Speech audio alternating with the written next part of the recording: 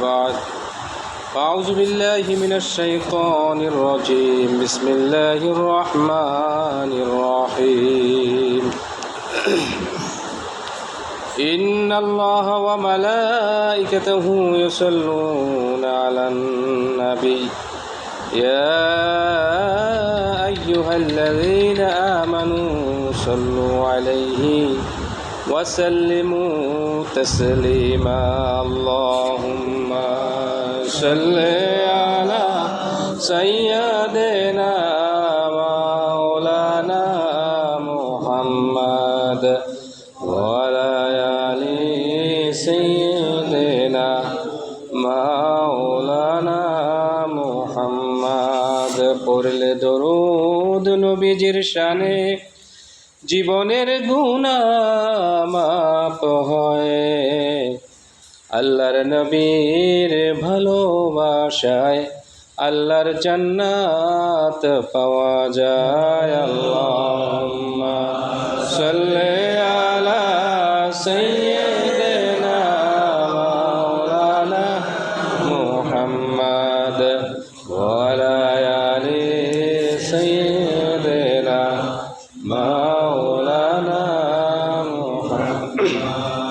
যেথায় থাকো যেভাবে থাকো বর নবীজিকে ভুলো না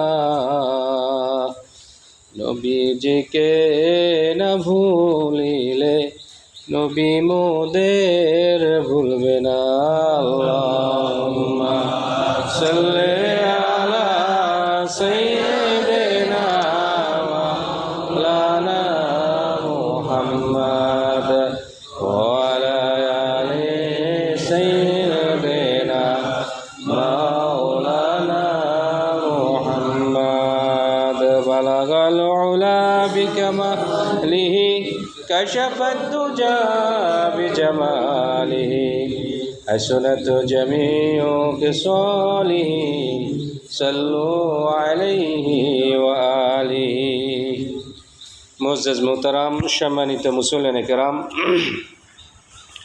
মহান আল্লাহ রাব্বুল আলামিনের দরবারে শুকরিয়া যে মহান আল্লাহ রাব্বুল আলামিন পবিত্র রবিউল আউয়াল মাসের প্রথম জুমার নামাজ আদায় করার জন্য মসজিদে এসে বসার মতন তৌফিক আমাদেরকে দান করেছেন। এই জন্য শুকরিয়া আদায় করি বলে আলহামদুলিল্লাহ। আর একবার শুকরিয়া আদায় করবে এই জন্য যে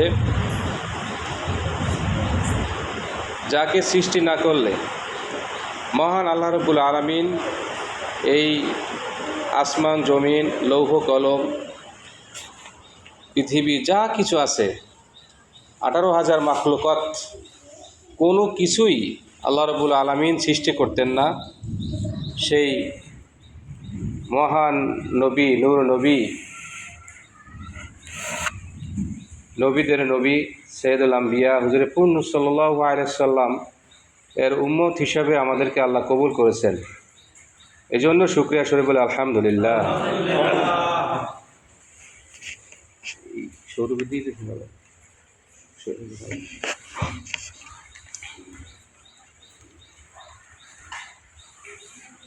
আল্লাহ রাব্বুল আলামিন এই পৃথিবী একেবারে সৃষ্টির শুরু লগ্নের হাজার হাজার হাজার বছর পূর্বে বলা হয়েছে যে আল্লাহ রাব্বুল আলামিন যখন নিজের অস্তিত্বটা শুধু ছিল আর কিছুই ছিল না, তিনি গোপন ছিলেন। তো আল্লাহ রাব্বুল আলামিন চাইতেছেন তার নিজকে আত্মপ্রকাশ করার জন্য, যার কারণে আল্লাহ রাব্বুল আলামিন এই পৃথিবীটা শুরুর জন্য সৃষ্টি করার জন্য চিন্তা ভাবনা করলেন, যার পরিপ্রেক্ষিতে আল্লাহ রাব্বুল আলামিন তার নিজের যে নূর, এই নূরের একটা অংশ দিয়ে উম্মতে মুহাম্মাদি নূর নবী রাসূল পাক সাল্লাল্লাহু আলাইহি সাল্লামের নূর তিনি সৃষ্টি করেছেন। সর্বপ্রথম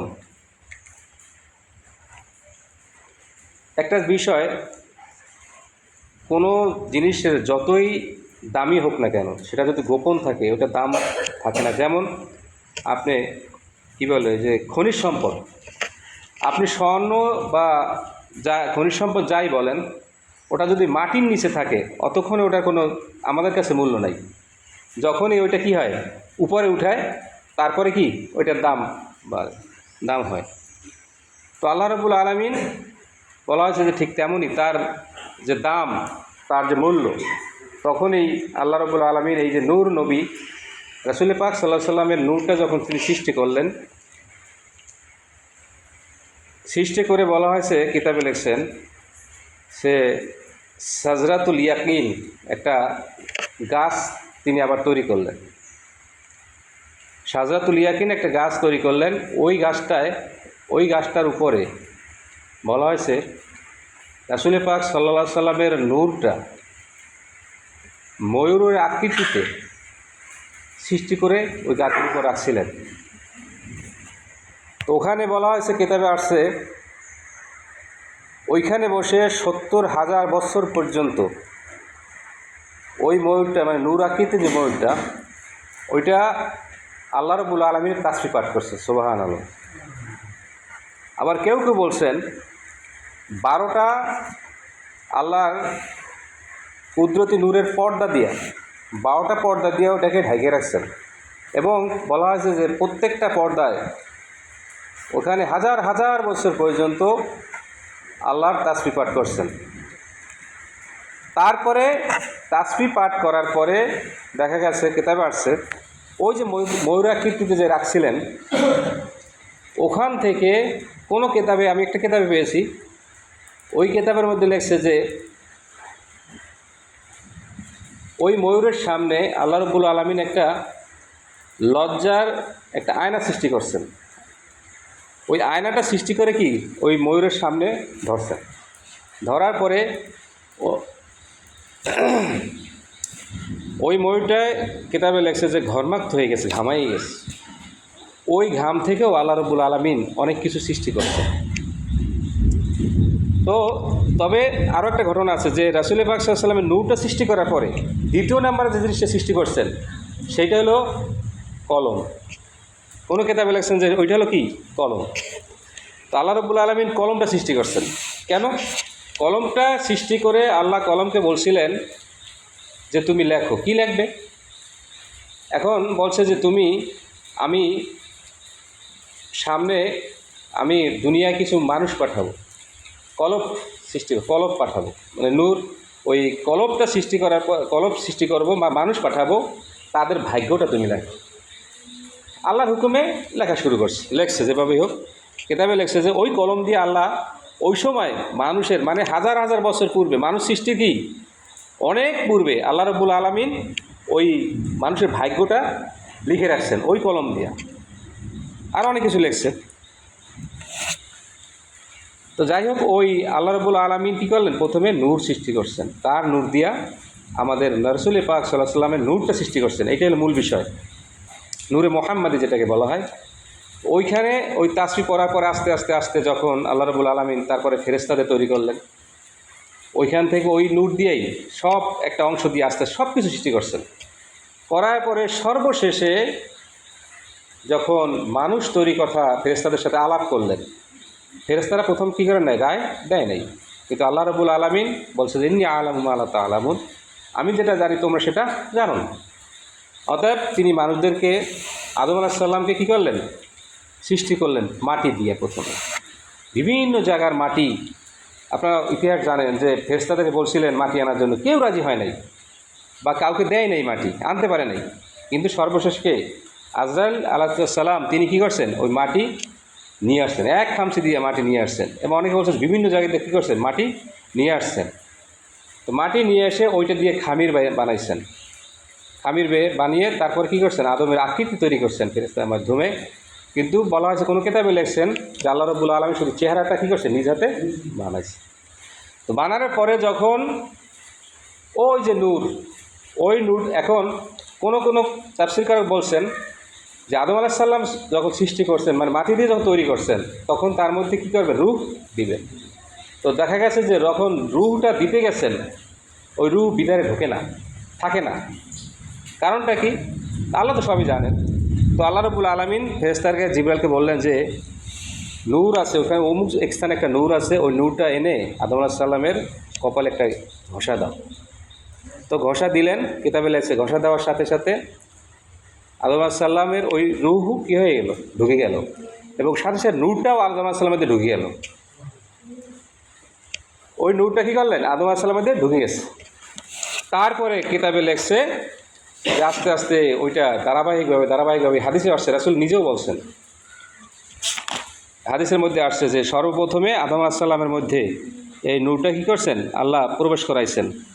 তারপরে হযরত শীস আলাইহিস সালাম, এইভাবে ধারাবাহিক যে নবীরা আসছে, সর্বশেষে যখন ঈসা আলাইহিস সালাম সেখান থেকে আস্তে আস্তে মা আমিনার এই যে নূহ আলাইহিস সালাম, আদম আলাইহিস সালামের পরে আসছে নূহ আলাইহিস সালামের পরে ইব্রাহিম সাল্লাম, এইভাবে করে সর্বশেষে তার পিতার ঔরসে তার মাতার গর্ভে ওইটা চলে গেল, পিতার আবদুল্লাহর কাছে আসছে, আবদুল্লাহ পর্যন্ত কি চলে আসছে, ওইখান থেকে আমিনার গর্ভে চলে গেছে।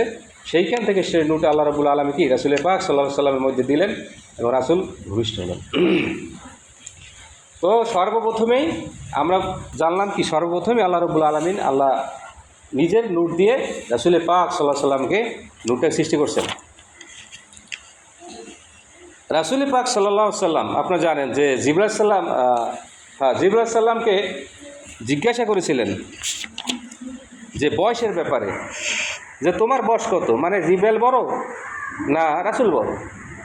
তার মানে জিবরাইল সাল্লামকে জিজ্ঞাসা করার পরে জিবরাইল নিজের বয়সটা বলতে পারে নাই, বলে হুজুর আমি তো বলতে পারি না যে আমার কবে জন্ম হয়েছে বা আমি কবে তৈরি হয়েছি, আমি সেটা জানি না। তবে ওই যে আকাশ আছে, আকাশের মধ্যে একটা সেতারা বা তারা বলেন, ওই তারাটা আমি দেখেছি যে ওই তারাটা 70,000 বছর পর একবার ওঠে, আবার 70,000 বছর পর্যন্ত ডুবে থাকে, আবার 70,000 পর উঠে ওইখানে থাকে।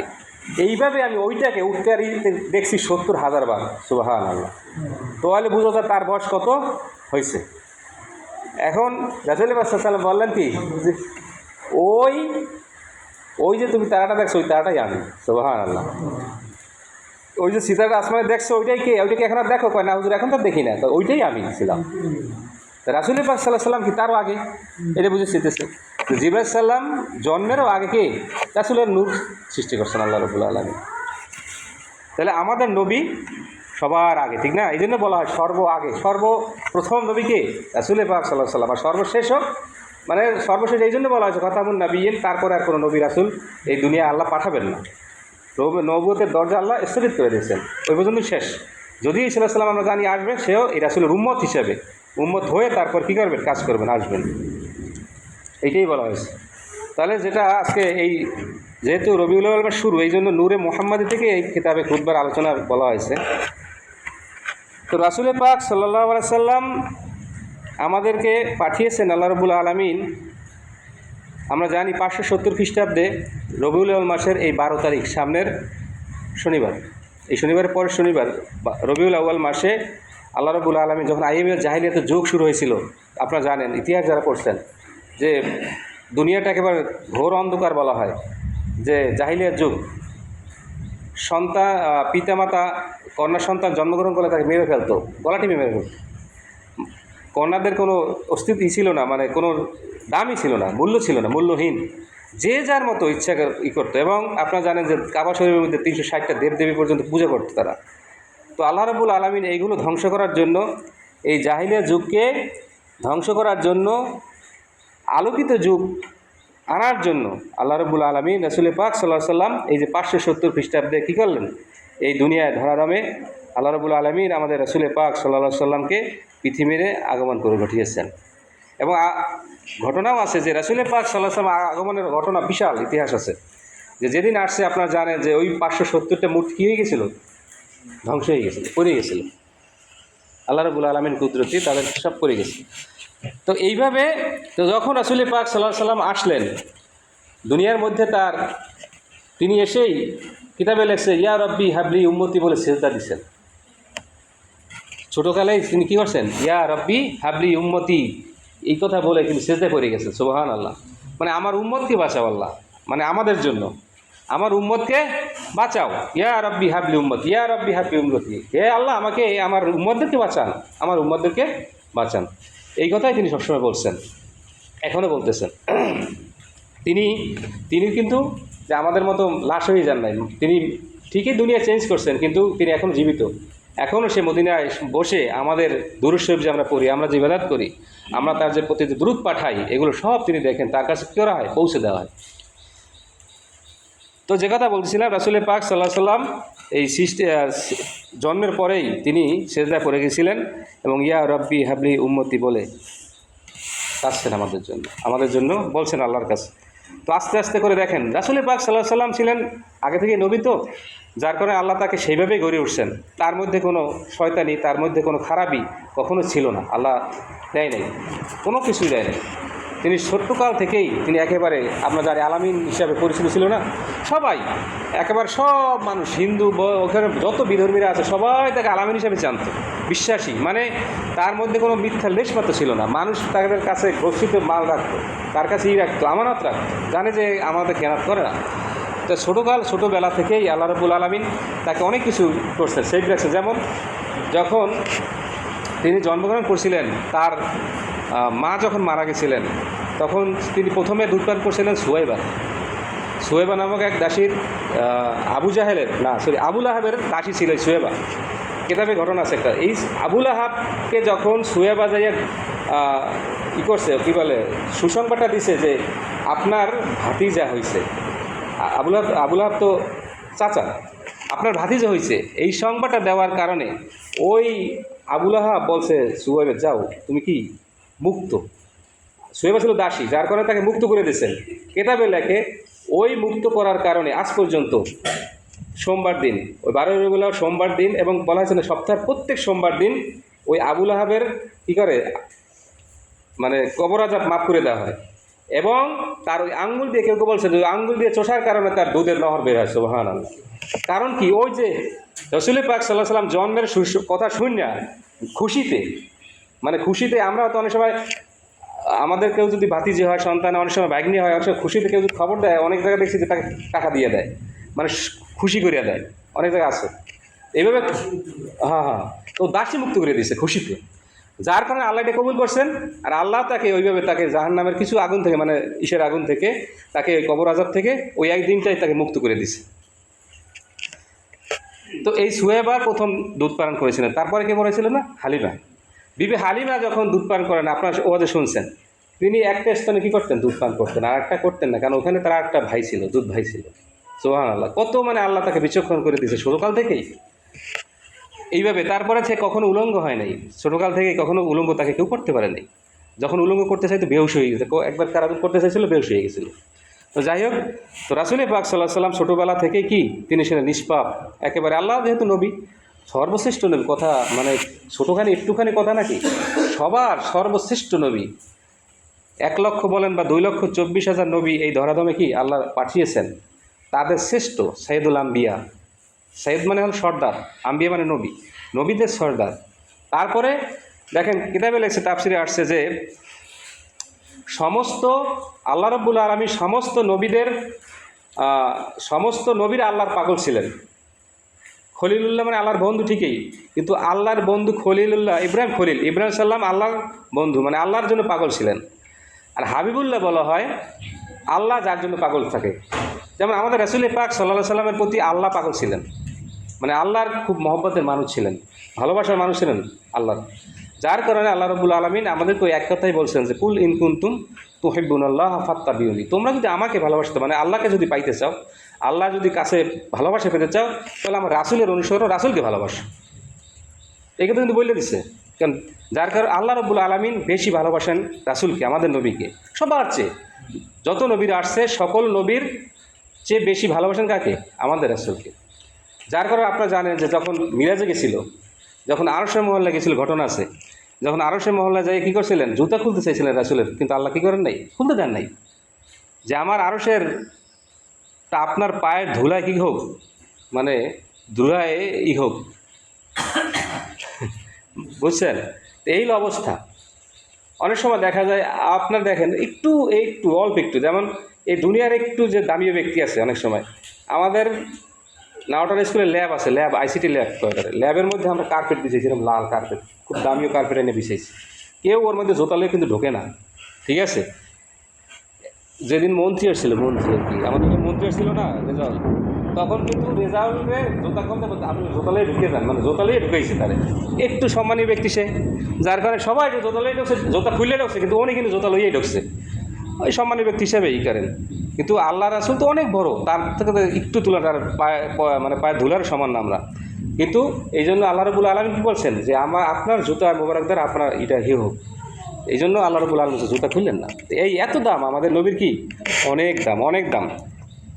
এমনকি আল্লাহ রাব্বুল আলামিন বলছেন এই যে জান্নাত জাহান্নাম, আমি কিছু হাদিসে আসছে, রাসূল বলছেন ওয়ান কাপ আল আহবার আর কল ইন্না ওয়া জিমাল মাখলুকাতিল ওয়া খুলিকুলি আজালি মুহাম্মদ, যে আমি যা কিছু সৃষ্টি করছি, যা কিছু দেখেন আপনি, অর্থাৎ যে আফিল খবরে মারফু আতানি জিব্রাইল ফাকাল ইয়া মুহাম্মদ লাউলা মা খলাকতুল জান্নাহ ওয়ালাউলাকা মা খলাকতুল নার।